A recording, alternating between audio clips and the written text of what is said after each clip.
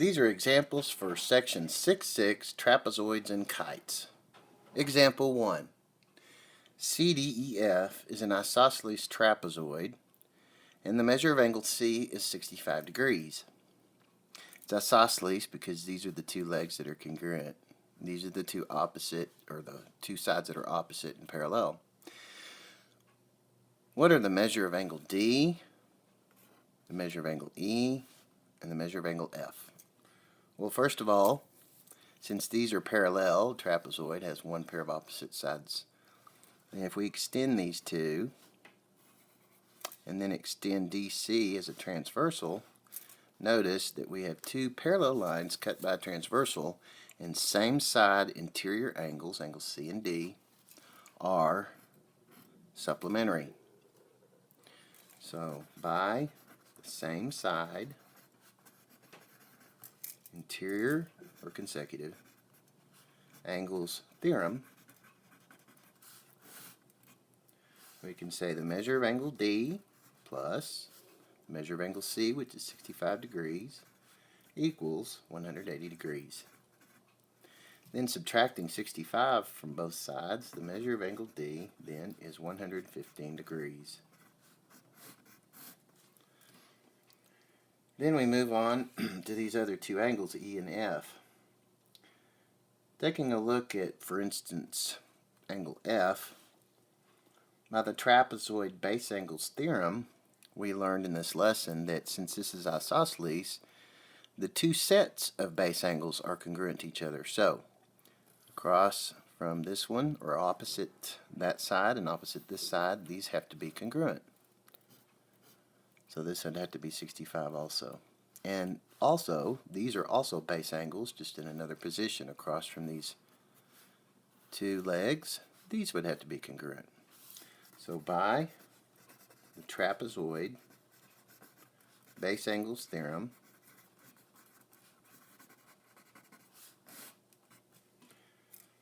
the measure of angle C is equal to the measure of angle F, C and F, and the measure of angle D is equal to the measure of angle E, these two base angles. So substituting in what we know, the measure of angle C is 65 degrees, and since it equals the measure of angle F, the measure of angle F is 65 degrees. Over here, the measure of angle D we found to be 115 degrees a while ago.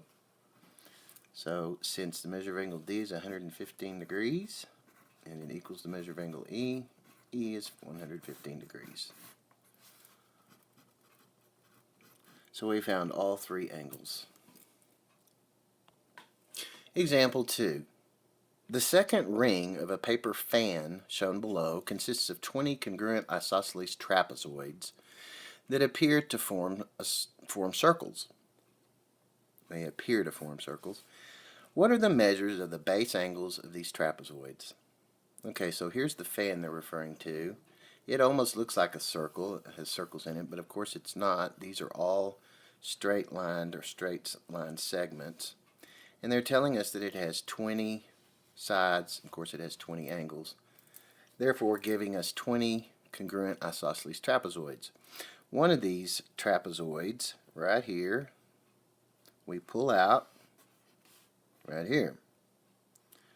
Notice that the isosceles trapezoid is part of an isosceles triangle that goes to the center of this polygon with 20 sides. This brings up an issue about regular polygons. Regular polygons have a lot to do, or have a whole bunch of similarities to circles. For one thing, regular polygons have a center like a circle. Regular polygons have a radius like a circle. And, of course, the angles from the center of the circle are, there's 360 degrees, is very similar to how we deal with angles from the center with regular polygons. So with that said, this is a 20-gon. So, n is 20. Here's the center of a regular polygon. The measure of the central angle of this polygon is just like with a circle, 360 degrees, because you go all the way around in a circle, divided by the number of sides or the number of angles in. So this would be 360 degrees divided by 20 angles all the way around, or 20 sides. And that gives us, when we divide 360 by 20, exactly 18 degrees. So that tells us that angle 1 here is 18 degrees. Then, if we turn our attention to the radii, all radii of a regular polygon are congruent just like in a circle.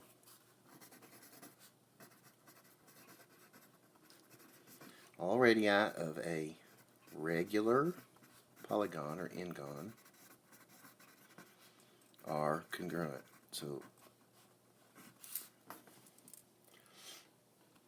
So that means that the triangle is isosceles. The reason why it's isosceles is because if all these radii are the same for this circle right here, this length would have to be the same as this length. They're both radii of this 20-sided polygon. So this side is congruent to this side in each one of these triangles. Then, by the isosceles triangle converse, remember, an isosceles triangle, the base angles are congruent. If the base angles are congruent, then the two sides opposite them are congruent.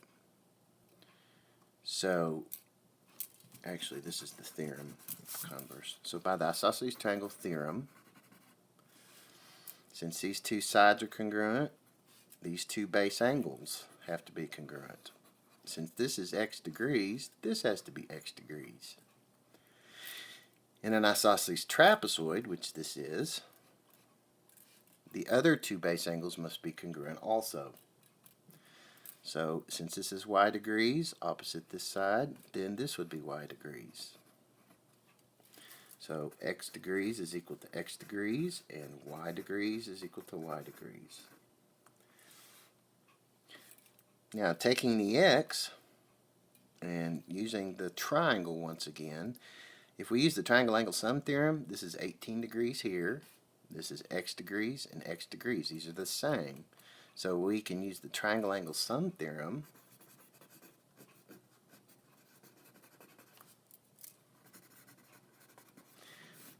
to write an equation. The measure of this angle in the triangle plus the measure of this angle in the triangle plus the measure of this angle is 180 degrees. Since these two are the same, we double those up and we have 2 times the measure of one of those angles plus the 18 degree angle gives us 180 degrees. Solving for x, this would be subtracting 18 from both sides. 2x would equal 162. Dividing both sides by 2, x is 81 degrees. So now we know this is 81 degrees and this is 81 degrees. Now we're trying to find the measures of the base angles of these trapezoids. We've already found 2 of them. So we've got 81 degrees and 81 degrees. Now we need to find these other 2. So in this trapezoid, it's a quadrilateral. So by the quadrilateral angle sum theorem, since these both are y, we can do something we did similar to this, except with a quadrilateral. So by the quadrilateral angle sum theorem,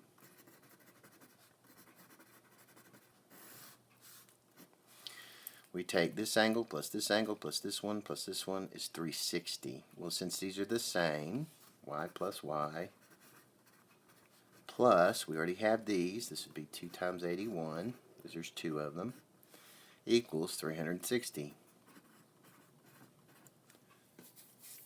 Y plus y is 2y plus 2 times 81 is 162 equal 360. Solving this equation for y, subtracting 162 from both sides, we get 2y equals 198. Divide both sides by 2, and y is 99 degrees. So, this is 99 degrees, and this one's 99 degrees. There's one of them, here's the other one. So, what are the measures of the base angles of all of these trapezoids? Each one of them? 81 degrees, 81 degrees, 99 degrees, and 99 degrees for each one of these. Example 3. Study given trapezoid ABCD. Y is segment ST, the midsegment of the trapezoid.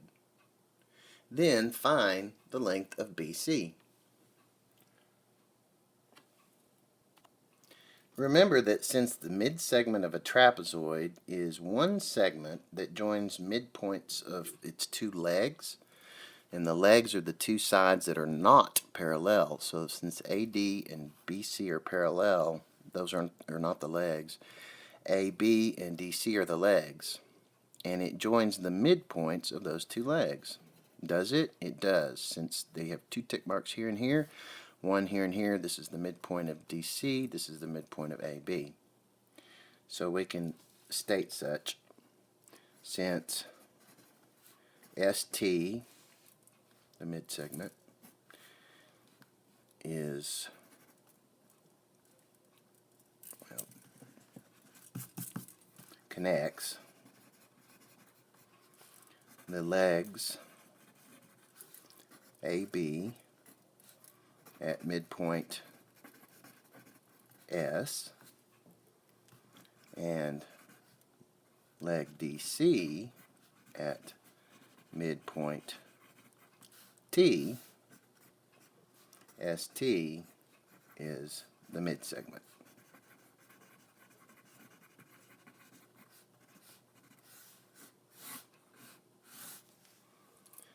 And then the second part, they want us to find the length of BC. This BC is not the midsegment, but we use the midsegment to find it. So by the midsegment, by the trapezoid midsegment theorem,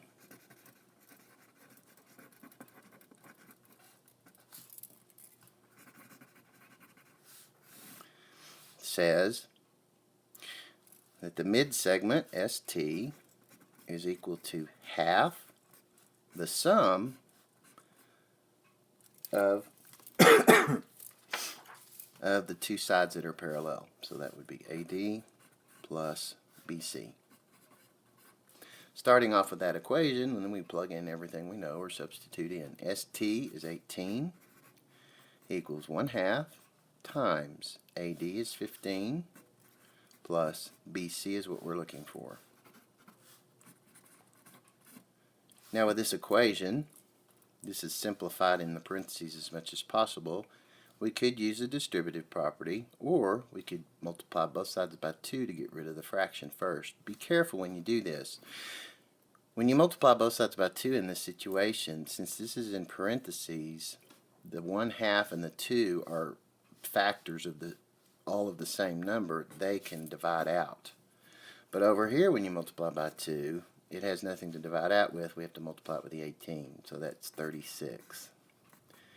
Then over here, the 1/2 factor's gone, the 2 factor's gone, and we're left with 15 plus BC. Then when we subtract BC from both sides, 15 from both sides, we get 21 for the length of BC. So BC is 21 units long in this trapezoid. Example 4.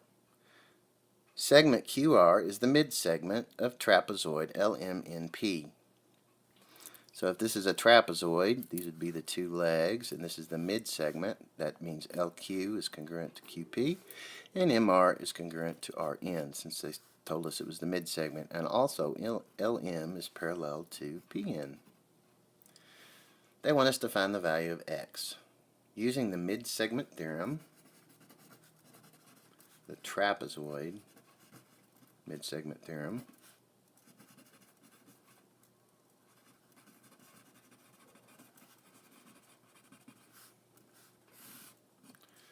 we start off with the midsegment QR is equal to 1/2 the sum of the two parallel sides, LM and PN. Substituting on what we know, QR is x plus 2 equals 1/2 times LM is 4x minus 10 plus PN is 8. We get this equation. Simplifying what's inside the brackets, we get x plus 2 equals 1/2 times 4x minus 10 plus 8 is 4x minus 2. At this point, we can multiply both sides by 2 to get rid of the 1/2 factor that's being multiplied.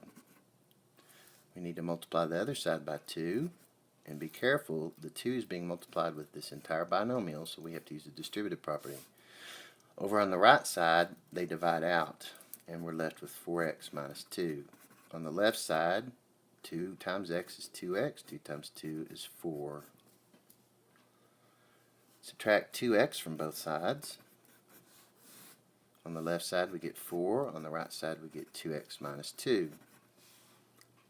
Adding 2 to both sides we get 6 equal 2x. Dividing both sides by 2, 3 is equal to x. The value of x is 3. Even though this problem didn't ask you for it, sometimes you'll get problems where they ask you to find lengths, the midsegment's length, a side length of the trapezoid. So let's find LM. For instance, so LM is equal to 4x minus 10, given in the problem. Since x is 3, that would be 4 times 3 minus 10, which is 12 minus 10, which is 2. So LM's length is 2. You could do a similar thing with the midsegment. Example 5. What are the measures of the missing angles in quadrilateral JKLM? Well, first of all, quadrilateral JKM is a kite. At least that's what was given, and it got left out. So in kite JKLM. So if this is a kite, remember the definition of a kite is it's quadrilateral with two pairs of congruent consecutive sides. So that would mean that LK is congruent to JK, and the other two consecutive sides, LM and JM, are congruent to each other. Kite. Then, taking a look, trying to find the measures of the missing angles here, and here, L and J, by kite opposite angles theorem. The measure of angle L is equal to the measure of angle K. Opposite angles in between the two consecutive congruent sides are congruent. Also, by the quadrilateral angle sum theorem, we can write an equation adding the angles of the kite together. So we know the measure of angle M is 38 degrees. So the measure of angle M plus the measure of angle K is 112. We'll get to that in a minute. Plus these two are the same from the kite opposite angles theorem. So we'll just use one of them. How about L? So this would be 2 times the measure of angle L, represents both of these, equals 360 degrees. Now that we have an equation, we plug in whatever we have for the angle measures, or substitute in. The measure of angle M is 38 degrees, plus the measure of angle K is 112 degrees, plus 2 times the measure of angle L, which we're going to be looking for, equals 360 degrees. And then solve this equation for the measure of angle L. Combining 38 and 112, and that would give us 2 times the measure of angle L plus 150 You add those two, equals 360. Subtract 150 from both sides, and 2 times the measure of angle L is equal to 210. Dividing both sides by 2, the 2's divide out, and the measure of angle L is 105 degrees. And since the measure of angle L and the measure of angle K are the same, by the kite opposite angles theorem, the measure of angle K is 105 degrees. Example 6. Quadrilateral DEFG is a kite. What are the measures of angles 1, 2, and 3? 1, 2, and 3. Well, first of all, since this is a kite, by definition, the consecutive pairs of sides are congruent. So ED is congruent to GD, and EF is congruent to GF. Then, if we start with angle 1 by the kite diagonal theorem, which states that the diagonals of any kite are perpendicular, the measure of angle 1 is 90 degrees. So this one's 90. Then going on to angle 2, notice that this right triangle here, we now know that angle 1 is 90, so it's a right triangle, DG, and then this point here, have 2 of the 3 angles. So by the triangle angle sum corollary, since we have a right triangle, we take the 2 acute angles in the triangle, measure of angle 2 plus 52 degrees, and it's going to equal 90 degrees. Subtracting 52 from both sides of that equation, the measure of angle 2 gives us 38 degrees. So 2 is 38 degrees. For the measure of angle 3, notice that since this is D is the same distance to E as it is to G, this is a point somewhere on the angle bisector of this angle here, EFG. Since it's on, because it's equidistant to those 2 points, it has to be on the angle bisector. This angle here has to be congruent to this angle here. So by angle bisector theorem, the measure of angle EDF, right here, 3, is equal to the measure of angle GDF, right here. And substituting what we know, this is the measure of angle 3, and measure of angle GDF is given as 52 degrees, and so the measure of angle 3 is 52 degrees. Example 7. You and a friend are building a kite. You need a stick to place from X to Z, and you need a stick to place from W to Y to create your kite. So it might help if we go ahead and redraw just the cross section there, not cross section, but the cross of the 2 segments, just by themselves. So here's X, here's Y, here's Z, and here's W. So we have these sections. Now if we could somehow find the length of this, we'll have our answer for that part. And if we somehow can find the length of that, we'll have the answer to that one. Well, there's 2 answers. Notice the kite itself, they give us certain information.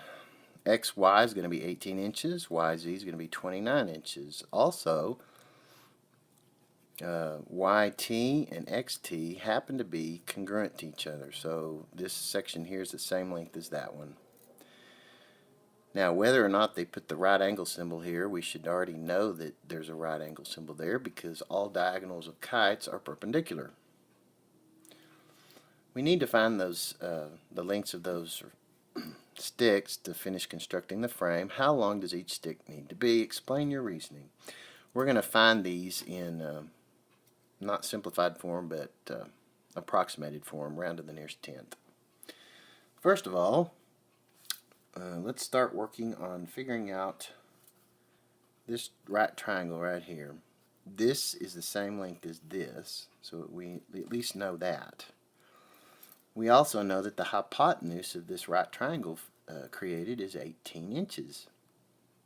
So, if you'll recall from our right triangle unit, that when you have a right triangle that's isosceles, it's going to be a 45, 45, 90 triangle. So by the 45, 45, 90 triangle theorem,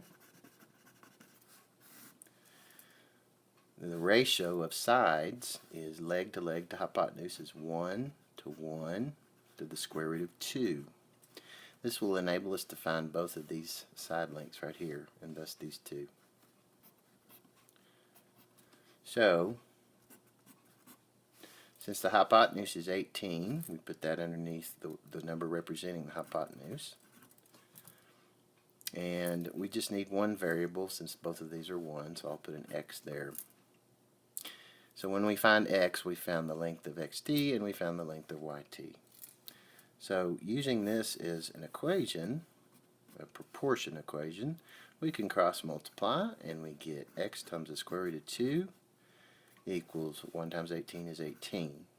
Dividing both sides by the square root of 2.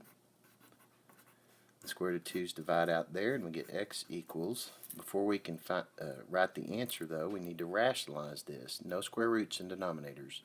So multiply the number by a form of 1 as the square root of 2 over the square root of 2. So then we multiply 18 times the square root of 2 is 18 root 2. And the square root of 2 times square root of 2 is the square root of 4, which is 2. 18 halves reduces. 2 goes into 18 9 times. 2 goes into 2 once. And we get 9 times the square root of 2 is what we found for x. Again, this is xt and yt. So I'm going to write a 9 root 2 here. And I'm going to write a 9 root 2 here for this length. This is t. Then, notice that by the definition of kite, these two sides must be congruent. Consecutive pairs of sides are congruent. So, by definition of kite, yz must be congruent to wz. So their lengths have to be equal. Since yz is 29, wz must be 29. So we put a 29 here. Now why did we find that?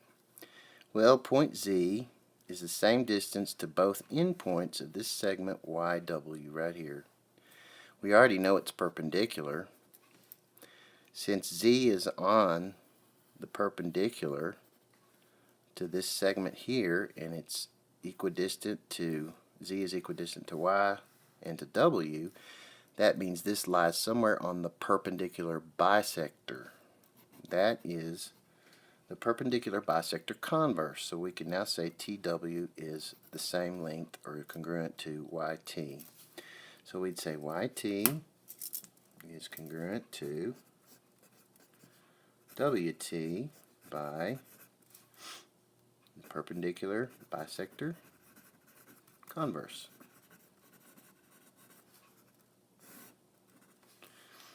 So since we know that, and we know that YT is 9 root 2, TW also has to be 9 root 2. These are all in inches, by the way. Now, we only have one more section to find, and then we can add these two together to find YW, and these two together to find XZ using segment addition. So to find TZ, notice that we now have for the triangle YTZ is a right triangle. And so, since this is a right triangle, we can use Pythagorean theorem, since we now know that this is 9 root 2, and we know the hypotenuse is 29, we can find TZ. So by Pythagorean theorem, and I'll write triangle YTZ here in your notes. The hypotenuse YZ, which is 29 squared, equals one of the legs YT, which is 9 root 2 squared. Make sure you put parentheses around the whole thing, plus TZ squared, the side we're looking for finally. Then solving this, 29 squared gives us 841. 9 squared is 81 times the square root of 2 squared is the square root of 4, which is 2 again, plus TZ squared. We get 841 equals 81 times 2 is 162 plus TZ squared. Then subtract 162 from both sides, and we get 679 equals TZ squared. To find TZ, we take the square root of both sides to get rid of the square. And TZ is actually the length of the square root of 679. So this is the square root of 679. Now, the 679 doesn't simplify, by the way, but even if it did, we're finding the approximation. Now that we've done all this preliminary work, we can find the length of both the two sticks that we need. Let's go ahead and find the length of YW right here using segment addition postulate. YW would be YT plus TW. YT is 9 root 2 inches plus TW is also 9 root 2 inches. So YW is 9 root 2 plus 9 root 2 is 18 root 2. Now approximate that. Take 18 in your calculator, multiply it with the square root of 2, and you get about 25.5 inches. So there's that one. Then we take XZ using the segment addition postulate, and we take XT and add TZ to it. So XT is 9 root 2 plus TZ is the square root of 679. Now we cannot combine these because the square roots are not exactly the same. So we use our, this is that many inches, we use our calculator. In your calculator, be careful, you need to put in 9 times the square root of 2, then you need to get out of the square root by cursoring to the right, and then plus the square root of 679, enter, and you'll get about 38.8 inches. So the length of one stick is a little, almost 25.5 inches long, and the other stick is pretty much about 38.8 inches long.